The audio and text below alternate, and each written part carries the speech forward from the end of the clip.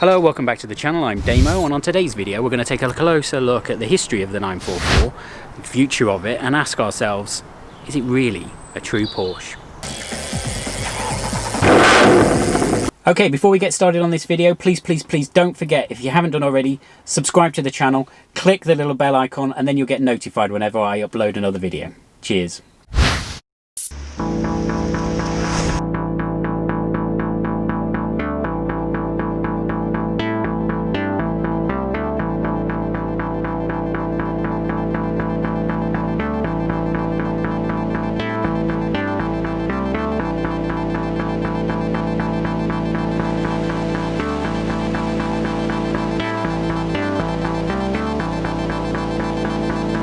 The 944 essentially comes from the 924, which itself started out as a replacement for the 914 as part of a collaboration. You can call it that, collaboration. They formed a company basically, VW and Porsche. There were lots of changes. This was all in the early 70s in senior management at Volkswagen around the time, and all sorts of things were happening with the oil crisis that was going on. Volkswagen were trying to replace the Beetle. They actually got Porsche to help them do that, but it never kind of made it to production. They ended up making the Golf, and they also ended up making the Scirocco. So lots of these changes meant that the project kind of, it wasn't, I suppose to some extent it was a bit in jeopardy. Eventually a deal was struck. Porsche took on the whole thing. So a lot of people, this is where they sort of bemoan the 924, because it was a collaboration, rightly or wrongly, and that's a nice word, collaboration, between Volkswagen and Audi and Porsche.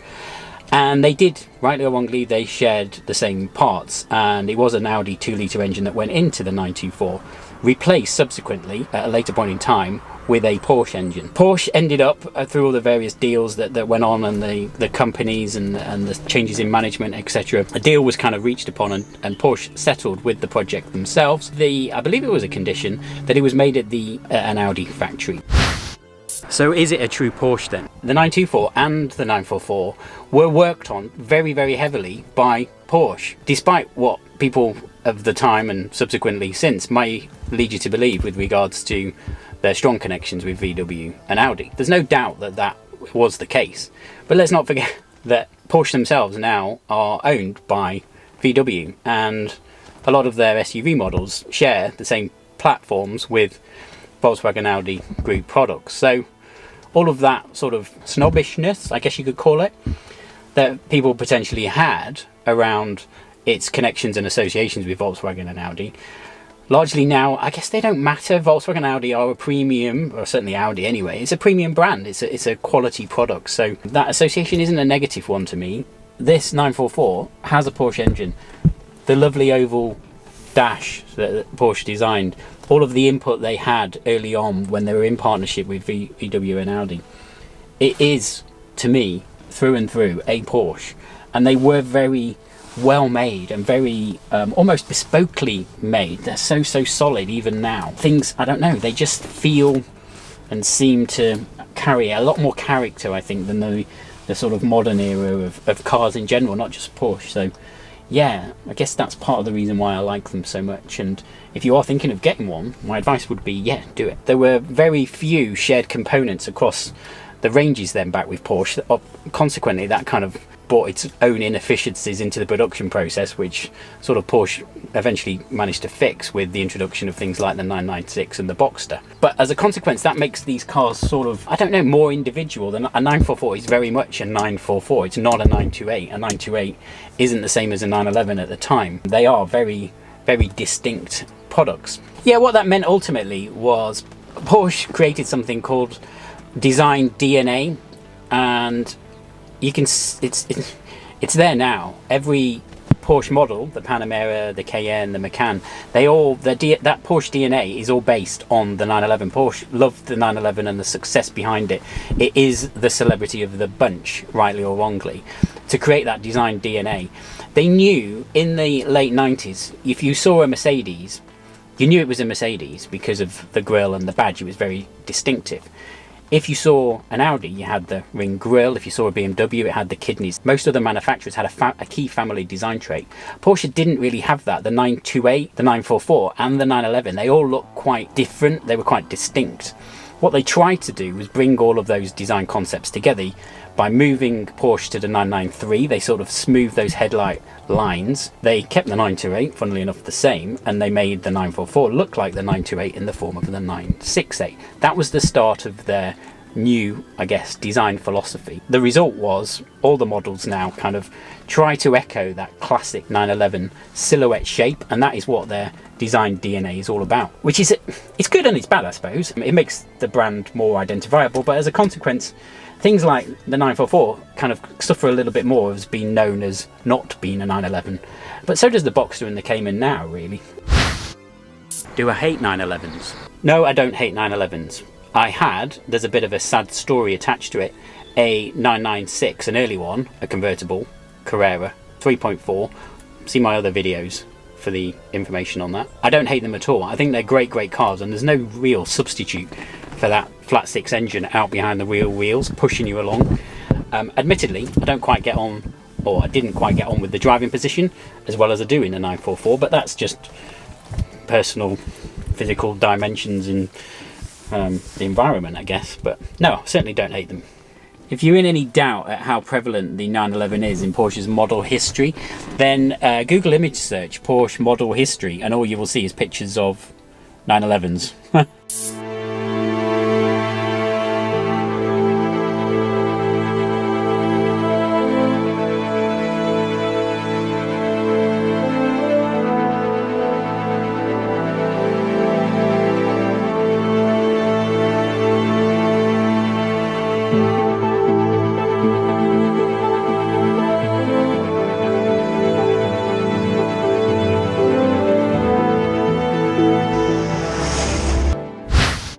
Will a trans-axle Porsche ever return? When I heard about the Panamera with this engine up the front, I had always hoped that they would make a 2+2 coupe version of that, and I think I probably would have tried to buy one if they had. As we move to the electric era with things like the Taycan, I'm guessing that's probably more and more unlikely, but it was only last year that if you look at the Motoring Press, there is still rumours that that might happen. So fingers crossed, who knows, if there is a 2+2 coupe version of the Panamera, I'll probably be in the market for one of them at some point. So is it better than a 911? It's not as iconic, it's still a Porsche. I guess that's the key thing. Your Cayennes, your Macans, people are going in there. They have sports car DNA in them. If you go into a Porsche showroom, they play this a lot. They emphasise the sports element of it. They are drivers' cars. That has always been the case with Porsche. So is it better than a 911? That's purely subjective view, I guess. So objectively, some might say yes, in terms of the driving characteristics. They're probably a bit more normal in here than, and maybe a little bit less special than a 911. So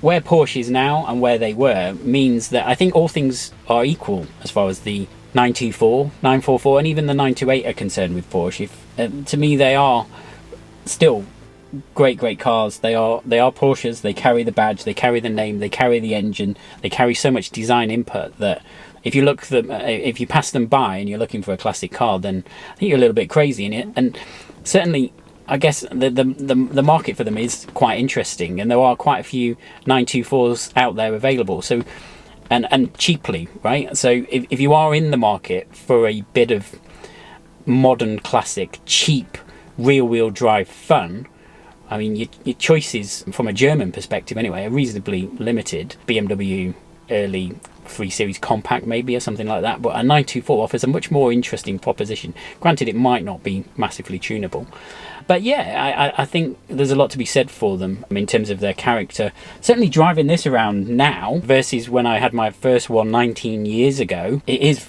a lot rarer, obviously. Mentioned this in one of my other 944 videos. Consequently, it does turn heads, rightly or wrongly. I didn't buy it to turn heads, couldn't care less. But people do kind of go, either they're remembering fondly or they just don't know what it is. Maybe they don't know what it is. Anyway, but I don't know. I quite like that quirkiness, and that's part of the charm and appeal, I guess, of buying a modern classic. It's something unusual. It's something a little bit rarer. It's not a Mark 1 MX-5. Don't get me wrong, I do love them. And yeah, people kind of will just sort of go, oh, you know, there's a car, pop-up headlights, a little bit quirky, I wonder what it is. I like that. I like the underdog approach with the 944. I've said this before, it isn't a 911, and it isn't the obvious choice. And I'm not somebody that goes always for the obvious choice. I like to kind of throw in a bit of a curveball, look at something different, and yeah, it just makes things a little bit more fun. Thanks for watching this pedal out video. Sorry most of it was extolling the virtues of this sun visor here with green off across my face. Tune in again soon. There'll be more videos on the Audi TT, the Audi A4, a few other car videos and what have you, but as well as the 944. And don't forget, yeah, like, share, subscribe, comment and follow us on Instagram. We'll see you again soon. Cheers.